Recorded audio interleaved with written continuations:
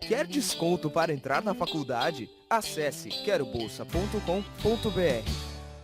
Olá, bem-vindos ao quadro. Nesse tópico, nós estamos falando sobre a evolução.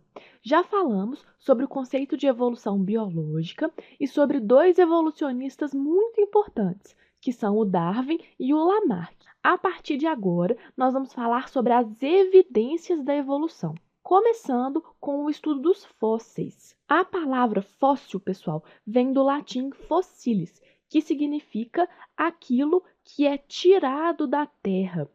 Então, os fósseis são vestígios, vestígios de seres que viveram no passado. Mas que vestígios que são esses? Quando a gente fala de fóssil, todo mundo já pensa nos ossos. Os ossos são sim vestígios, são os exemplos clássicos dos fósseis, por exemplo, os ossos dos dinossauros. Mas além dos ossos, temos outros vestígios que também são considerados fósseis. Por exemplo, os dentes. Além dos ossos e dos dentes, as pegadas que são deixadas por animais também são fósseis. Também podemos colocar aqui restos de fezes que ficam petrificados. E através da análise das fezes, nós conseguimos descobrir o que o animal comia. E por último, temos também fósseis de animais que foram conservados dentro de blocos de gelo. A fossilização, nesse caso, é muito mais rara, mas é possível que um animal fique congelado e assim ele vai ficar conservado dentro de um bloco de gelo. Mas por que o estudo dos fósseis é tão importante? O estudo dos fósseis é muito importante para a dedução da forma, do tamanho dos animais que viveram no passado. Isso é muito importante para a reconstrução de organismos e também de paisagens. Com os fósseis, nós conseguimos perceber que os organismos que habitaram a Terra no passado, aqui é um passado bem remoto, são diferentes dos organismos atuais. Então, o estudo dos fósseis é uma prova de que existem transformações.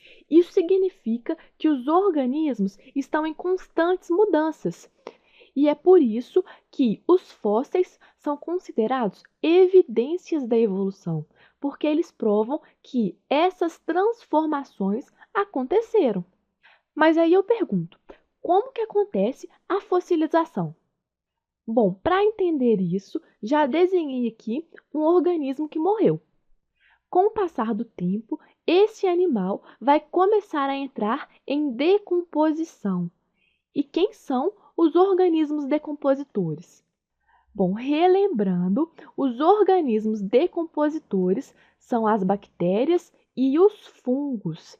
Eles fazem a transformação da matéria orgânica em matéria inorgânica. Eles fazem a reciclagem da matéria. Então, aqui vem um detalhe importante. Para acontecer a fossilização, a decomposição tem que ser mínima.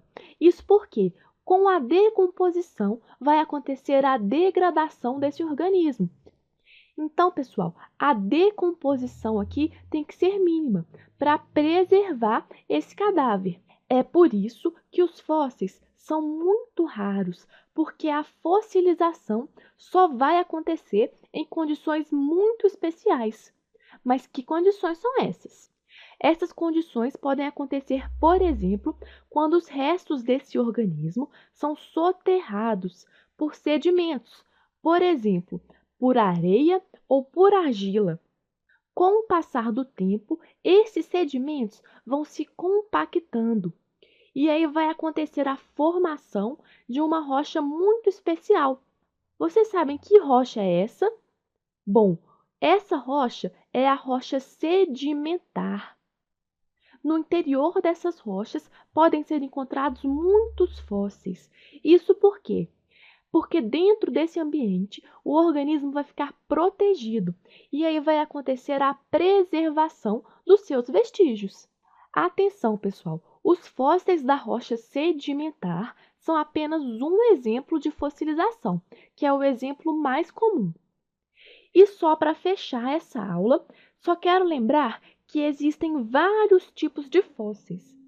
Por exemplo, existe o molde, que acontece quando o organismo é degradado, mas na rocha fica a sua impressão, fica a sua marca. Um outro exemplo é a petrificação, que acontece quando os restos orgânicos são substituídos por minerais. Esses minerais normalmente são trazidos pela água, que vai infiltrando na rocha. E esse processo é muito comum para a fossilização de troncos de árvores. E um exemplo muito raro de fóssil é o âmbar fóssil. Mas o que é isso?